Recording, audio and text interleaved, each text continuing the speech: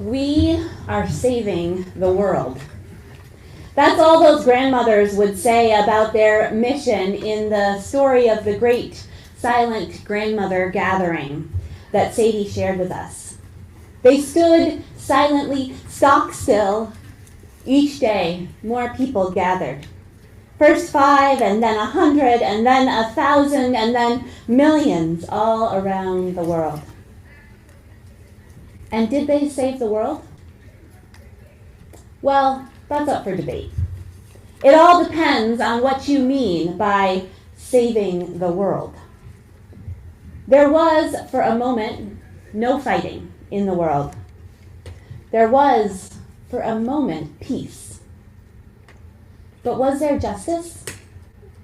Was the peace that they created the negative peace that the Reverend Dr. Martin Luther King Jr. talks about, the absence of conflict? Or was it the positive peace, the presence of justice? I love the story of the Great Silent Grandmother Gathering. It is a lovely parable about the power of peaceful protest, about the way that movements can begin with the actions of just 1 or 2 people and spread like wildfire all around the world. But there are certain ways that the story, like any parable, falls short. Did those grandmothers make a difference? Certainly. But did they save the world? That I'm less sure about. There was no fighting on that one day, but I'm not sure if anyone's life was better in the long run. They certainly got to an absence of violence, at least for a moment, but we don't know if that space was filled with any positive force, with the presence of justice. And we don't know if it lasted beyond that day. If I were going to analyze and critique the grandmothers' organizing tactics, I would say that they maybe didn't do quite enough talking. Now, other organizers often err in the other direction. Have you seen that? Too much talking?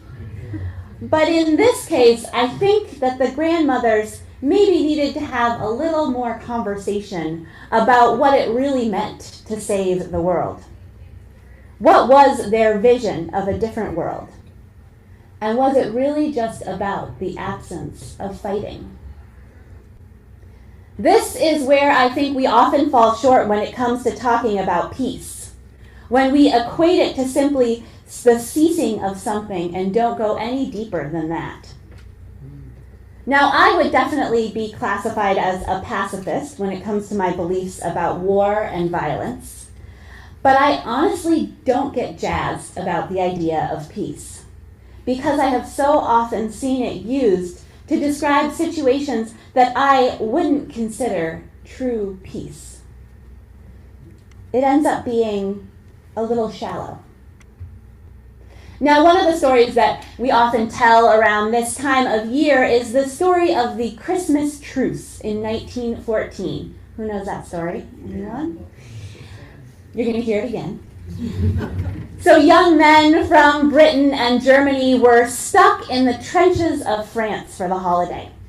They had packages from home and began singing songs and being about as merry as you can be in a muddy pit. The story goes that someone began to sing Stille Nacht in German, or maybe it was O Come All Ye Faithful in English.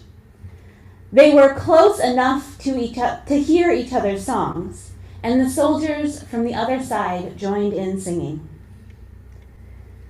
It is said that it was a German soldier who was the first to venture out of the trench with a sign, Merry Christmas, we not shoot, you not shoot. And no one shot. Other soldiers began to come out into no man's land between the trenches. They traded treats and showed each other pictures of back home. This truce was said to happen all along the 500-mile battlefront. Now, people love to tell this story around Christmas. Such a beautiful example of how the Christmas spirit brought peace. But here's what is always missing in the story for me. we never talk about the next day.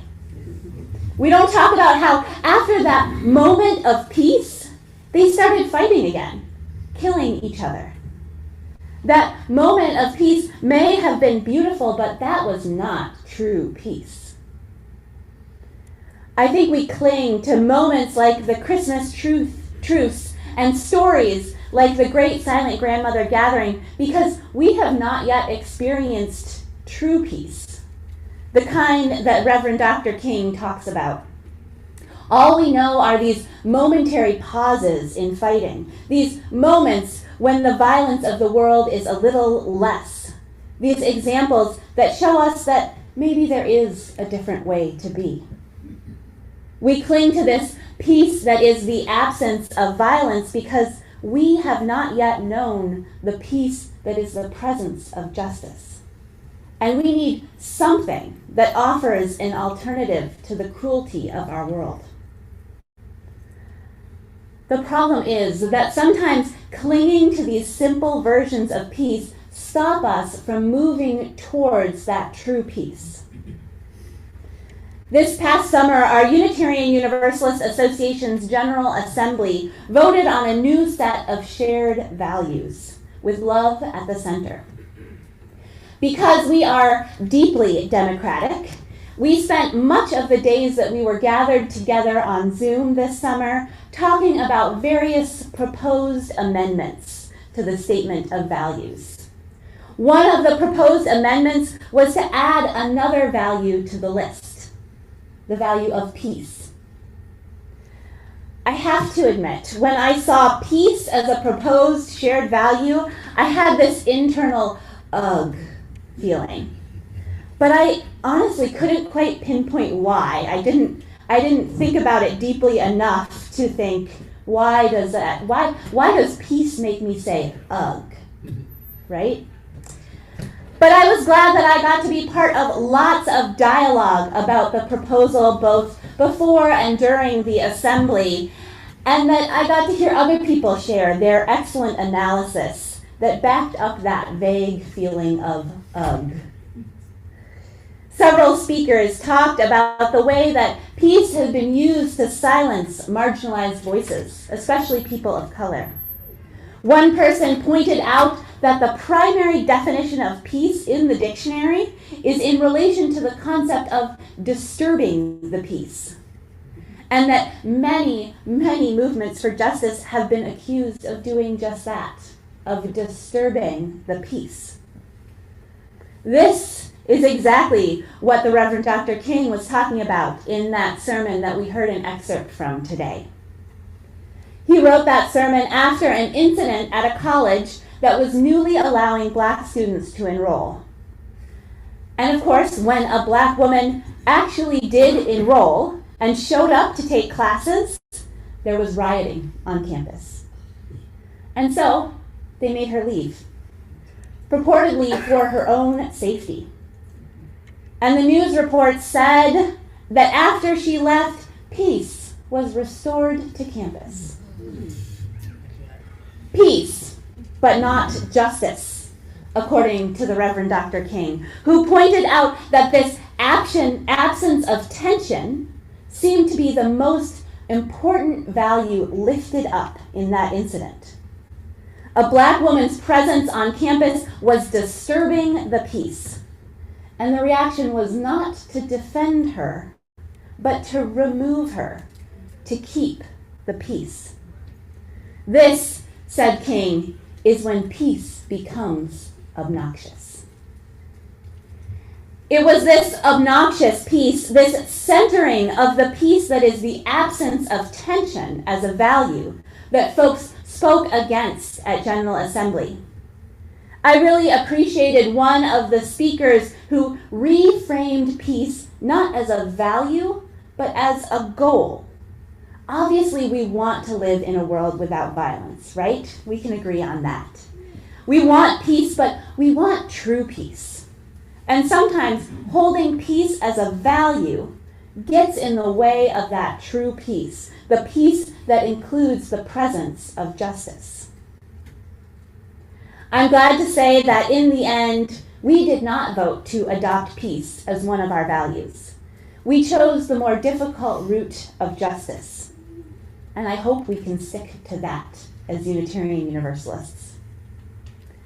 I know that it will not always be easy.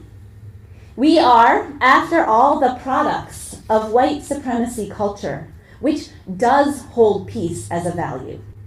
Not true peace, but the peace that is the absence of tension. That means we can live our lives undisturbed by the violent and oppressive realities of the world. Choosing that kind of peace certainly makes life easier, as long as you already have privilege and power, as long as the status quo is serving you. But here's the thing. I am not convinced at all that the status quo is serving any of us. And the peace we may experience by choosing to turn away from those oppressive realities can never bring true peace.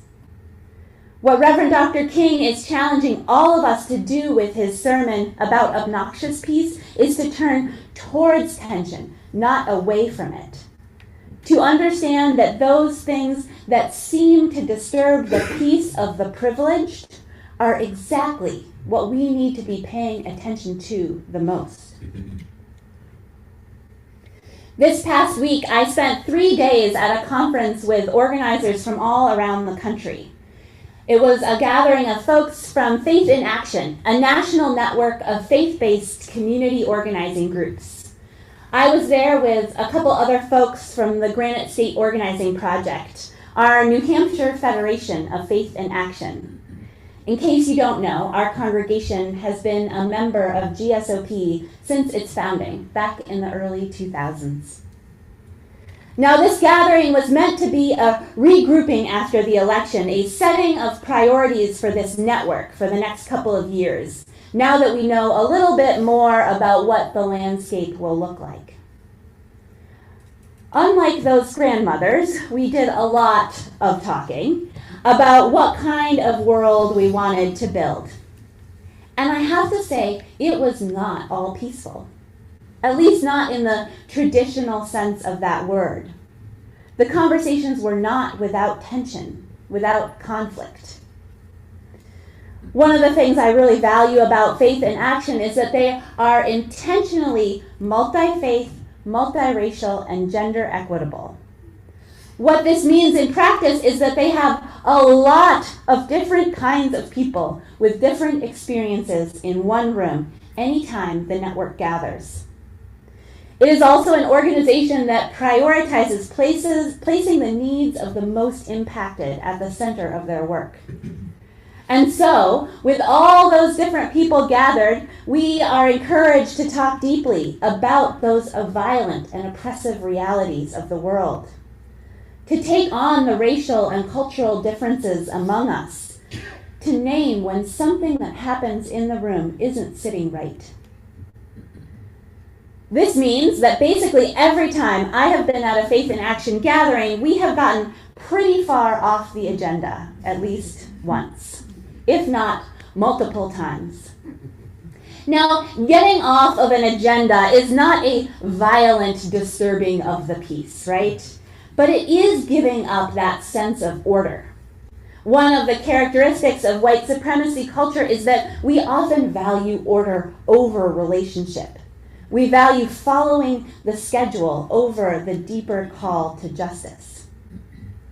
On both the first and second days of this gathering, there were moments when someone in the room said, "Stop, we need to talk about what just happened." These conversations didn't fit in the agenda. They certainly were not without tension. And in another context, someone might say that they were disturbing the peace. But I would argue that these moments of tension were an invitation into deeper relationship and understanding, an invitation into the deeper work of justice, the creation of that true and lasting peace. One of the lead organizers pointed out after one of these moments that anytime you center the people most impacted, it won't feel peaceful. because their reality is not peaceful. And listening to it, making space for it, really taking it in, will interrupt any illusion of peace that those of us with more privilege might have.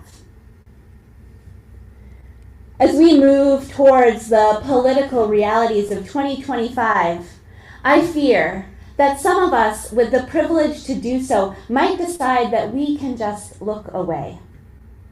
It might feel like it's all too much.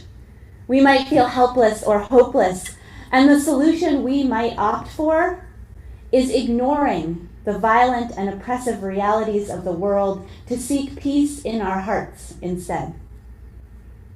I fear this because I believe it would do a deep disservice to this work for true peace, this work that takes all of us. Creating true peace, peace with the presence of justice, demands that we do not look away. We take care of ourselves, yes. We moderate our intake as needed, but we cannot turn fully away from it because our faith calls us to justice, to care for each other. It is said that you cannot have peace in the world without peace in your heart. But it is just as true that you can't have true peace in your heart without true peace in the world first. May we accept the challenge of true peace as a goal, guided by our values of justice and love. May we not turn away, but instead turn towards the opportunity for deeper relationship, for the presence of justice, for true peace, and for the chance, perhaps, just maybe, to truly save the world. May it be so.